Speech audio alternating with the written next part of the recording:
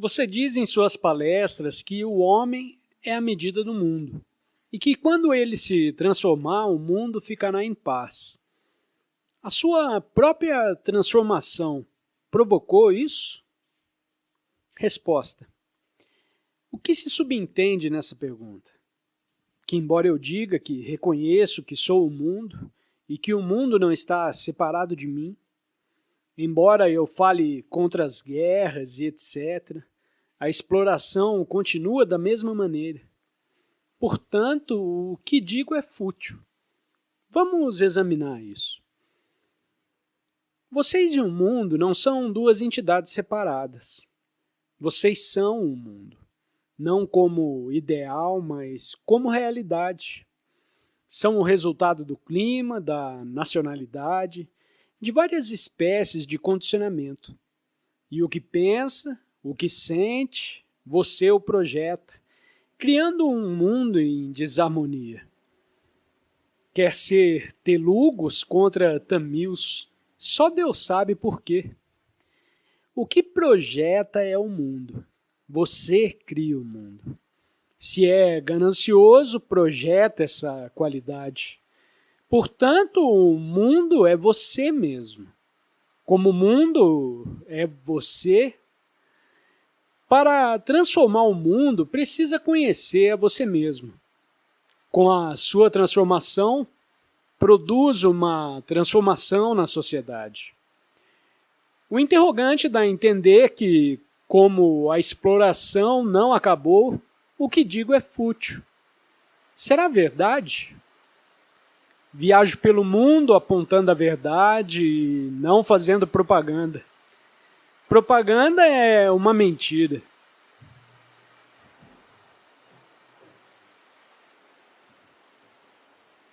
Pode-se propagar uma ideia, mas não se pode propagar a verdade. E compete a você reconhecê-la ou deixar de reconhecê-la. Um homem sozinho não pode transformar o mundo, mas vocês e eu podemos modificar o mundo juntos. Isso aqui não é uma conferência política. Vocês e eu temos de descobrir o que é a verdade. Porque é a verdade que dissolve os sofrimentos e as misérias do mundo. O mundo não está longe, na Rússia, na América ou na Inglaterra. O mundo está onde você está, por menor que pareça ser. É você. Seu ambiente, sua família, seu vizinho. E se isso for transformado, produzirá transformação no mundo. Mas, em geral, somos indolentes e morosos. O que digo é real em si, mas é vão se não tem vontade de compreendê-lo. A transformação só pode ser realizada pelo indivíduo. As grandes coisas são realizadas por indivíduos. E você poderá promover uma revolução fenomenal, radical, quando compreender a você mesmo. Já não notou na história que são os indivíduos os que transformam e não a massa? A massa pode ser influenciada, utilizada, mas as revoluções radicais na vida só se verificam em indivíduos. Em qualquer parte que viva, em qualquer nível social que esteja colocado, se compreender a você mesmo, produzirá transformação em suas relações com os outros. O que importa é pôr fim ao sofrimento, porque o terminado sofrimento é o começo da revolução, e essa revolução produz transformação no mundo. Pergunta. Você diz que os gurus são desnecessários, mas como posso eu encontrar a verdade sem a sábia ajuda e orientação que só um guru pode dar? Resposta. A questão é se um guru é necessário ou não. Pode a verdade ser encontrada por intermédio de outra pessoa? Dizem alguns que podem e dizem outros que não. Tratando-se de uma questão importante, eu espero que preste bastante atenção. Queremos conhecer a verdade a esse respeito e não a minha opinião, em oposição à opinião de outra pessoa. Não tenho opinião nessa matéria. Ou é, ou não é. Se é essencial que tenha ou não tenha um guru, isso não é uma questão de opinião. A verdade, nesse caso, não depende de opinião alguma, por mais profunda, erudita, popular ou universal que seja. A verdade contida nessa questão precisa ser descoberta na sua realidade. Em primeiro lugar, por que desejamos um guru? Dizemos que necessitamos de um guru porque estamos confusos e o guru ajuda. Ele indicará o que é a verdade, nos ajudará a compreender, conhece a vida muito melhor do que nós. Ele será como um pai, como um preceptor que nos instruirá na vida. Tem uma vasta experiência e nós temos muito pouca. Ele nos ajudará em virtude de sua maior experiência, etc. e etc. Isso é basicamente, procuramos um instrutor porque estamos confusos. Se tivéssemos clareza, não nos aproximaríamos de um guru. É claro que se fossem profundamente felizes, se não houvesse problemas, se compreendesse a vida completamente, não iria a nenhum guru. Eu espero que perceba a importância que isso tem. Porque está confuso, você busca um instrutor.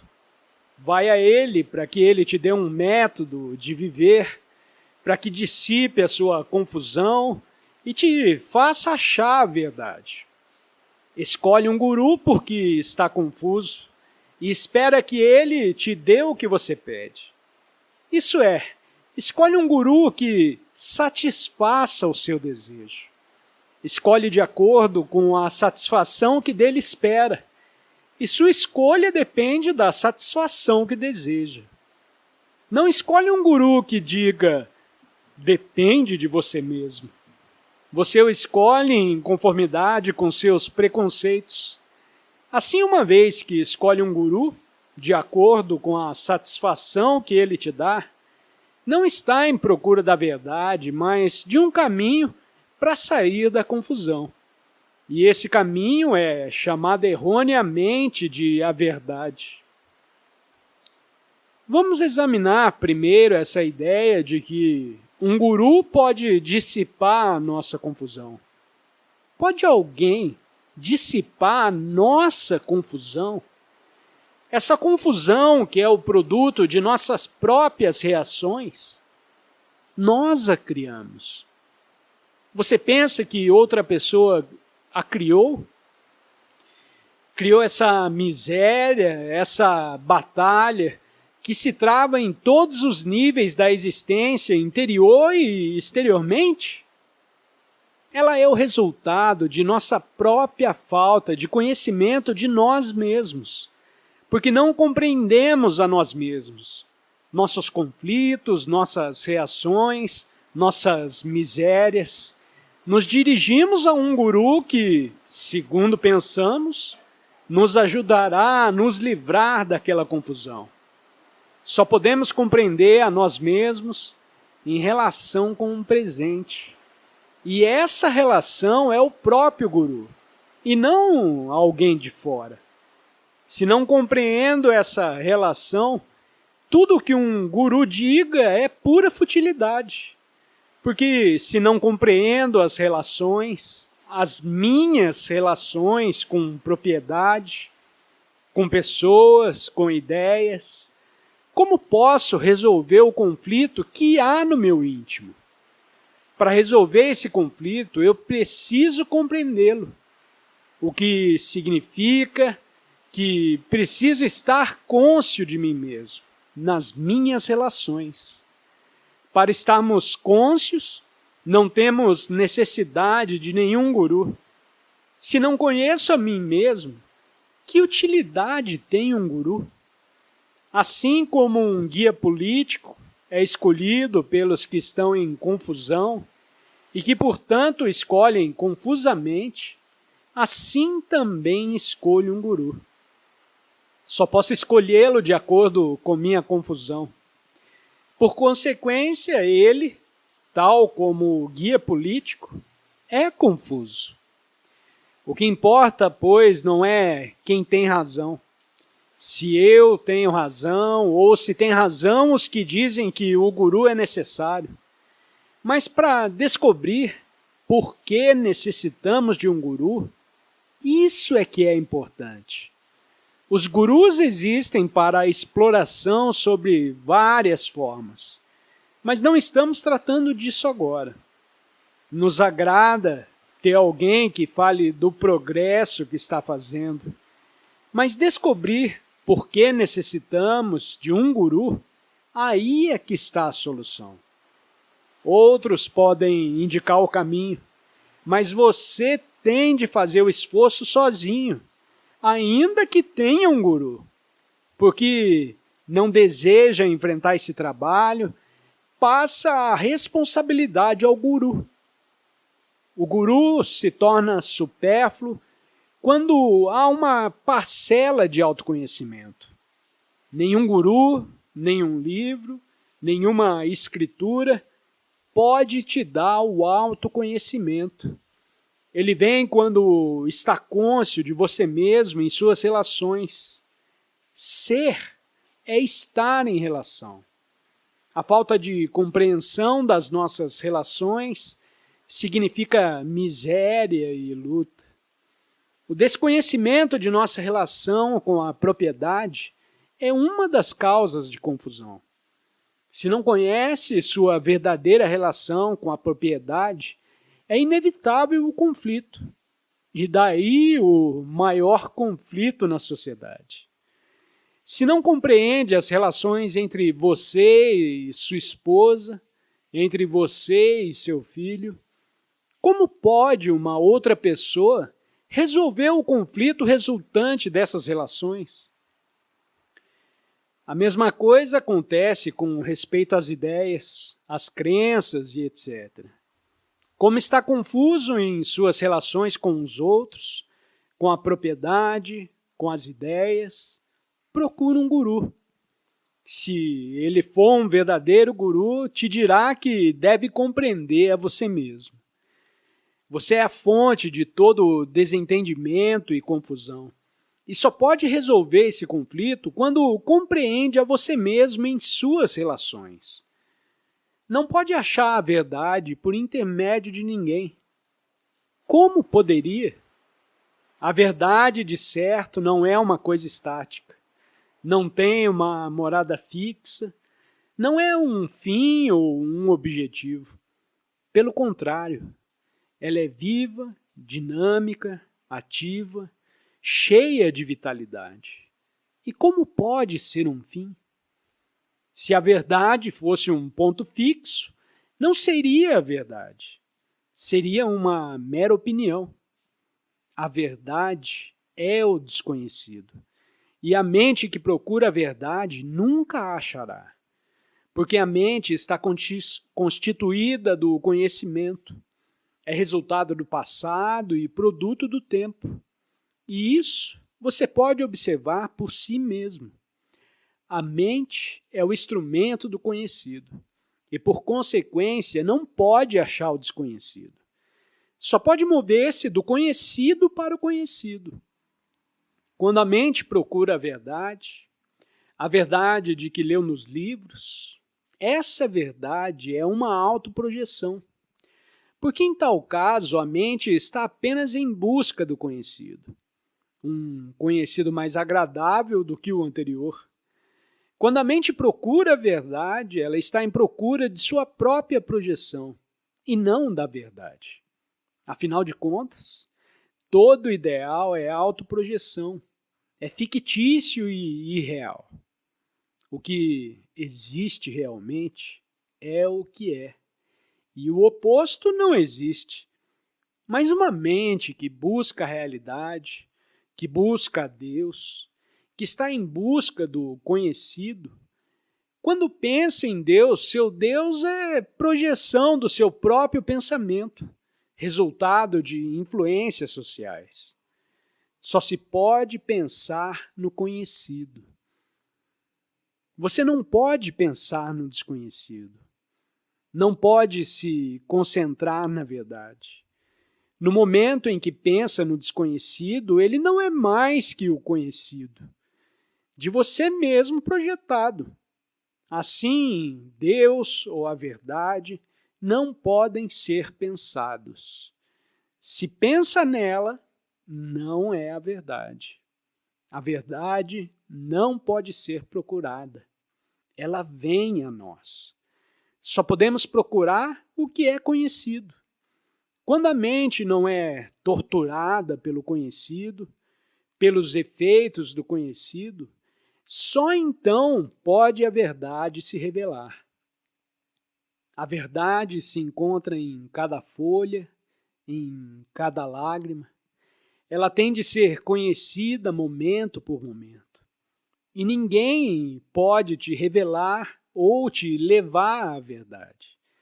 E se alguém te guia, só pode te levar ao conhecido. A verdade só pode se manifestar na mente que está livre do conhecido. Ela surge num estado em que o conhecido está ausente e não funciona. A mente é o depósito do conhecido, o resíduo do conhecido.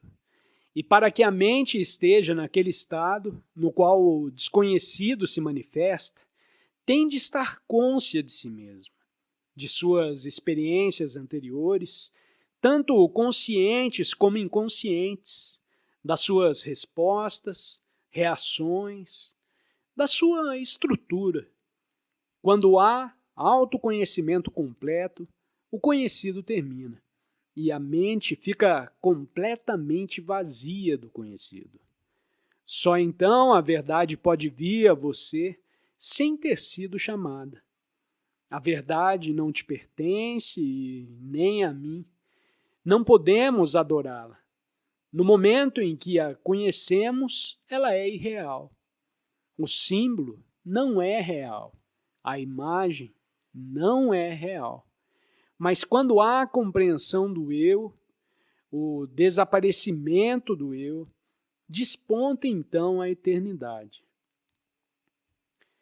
Pergunta: para ter paz de espírito, não preciso aprender a controlar meus pensamentos? Resposta: para compreendermos adequadamente essa questão, devemos entrar nela a fundo, o que exige muita atenção. Espero que não esteja excessivamente cansados para me seguir. Minha mente vagueia. Por quê? Quero pensar num quadro, numa frase, numa ideia, numa imagem. E quando estou pensando, vejo que minha mente fugiu para a estrada de ferro ou para alguma coisa que aconteceu ontem. O primeiro pensamento se foi e outro lhe tomou o lugar. Por isso examino cada pensamento que surge. Isso é inteligente, não acha? Vocês fazem esforços para fixar o pensamento em alguma coisa, mas por que fixá-lo?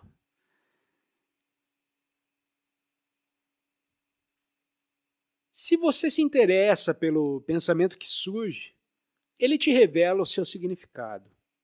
O devagar da mente não é distração. Não lhe dê nome algum. Siga a divagação, a distração, averigue por que foi que a mente divagou. Segue-a, penetre-a a fundo, compreenda completamente uma determinada distração e ela se extingue. Se surgir outra, siga-a também. A mente é constituída de inumeráveis exigências e desejos, e quando os compreende, ela é capaz de um percebimento em que não há exclusão de nada. Concentração é exclusão e resistência a alguma coisa. Tal concentração é a mesma coisa que colocar antolhos. É evidentemente inútil, não conduz à realidade. Quando uma criança tem interesse num brinquedo, não há distração. Mas isso é momentâneo. O que você quer dizer? Quer ficar cercado por um muro contínuo? Você é um ente humano ou uma máquina para ser limitado e circunscrito? Toda concentração é exclusiva. Nessa exclusão concentrada, nada pode penetrar o seu desejo. Assim, a concentração, por tantos praticada, é a negação da verdadeira meditação.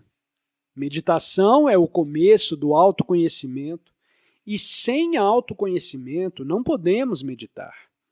Sem autoconhecimento, de nada vale a nossa meditação. Não passa de uma fuga romântica. A concentração, pois, que é um processo de exclusão, não pode abrir a porta àquele estado mental no qual não há resistência. Se resiste ao seu filho, não o compreende. Você deve estar aberto para todas as suas excentricidades, todos os seus caprichos. E, analogamente, para compreender a você mesmo, deve estar atento a cada movimento da mente, a cada pensamento que surge. Todo pensamento que aparece implica algum interesse. Não o condene, chamando-o de distração. Siga-o de maneira completa. Você deseja se concentrar no que se está dizendo, e a sua mente foge para o que um amigo disse ontem à noite. A esse conflito você chama distração. Por isso diz, me ajude a aprender a concentração, a fixar minha mente numa coisa só. Mas se compreender o que causa a distração, não haverá necessidade de tentar se concentrar. Tudo o que fizer será concentração. O problema, portanto, não é a divagação, mas por que a mente divaga? Quando a mente vagueia para longe do que se está dizendo, isso significa que não está interessado no que se está dizendo. Se tem interesse, não está distraído. Pensa que deve se interessar num retrato, numa ideia, numa conferência, mas o seu interesse não está nisso. Por essa razão, a mente vagueia em todos os sentidos. Por que não reconhece que não tem interesse, deixando a mente devagar? Quando não está interessado, é um desperdício de energia fixar a mente, pois isso só cria um conflito entre o que pensa que deveria ser e o que existe realmente. Isso é como um automóvel a andar com os freios ligados. É fútil essa concentração. É uma exclusão, um empurrar para o lado. E por que não reconhecer logo a distração? Ela é um fato. Quando a mente fica tranquila, depois de resolvido todos os problemas, ela se assemelha a um lago de águas serenas, no qual você pode se ver claramente. Não está ela tranquila quando presa na rede dos problemas, porque então recorre à repressão. Quando a mente segue e compreende todos os pensamentos, não há distração. Ela está serena. Só em liberdade pode a mente estar silenciosa, não na camada superficial, mas inteiramente. Quando está livre de todos os valores, da perseguição de suas próprias projeções, não há mais distração. E só então surge a realidade.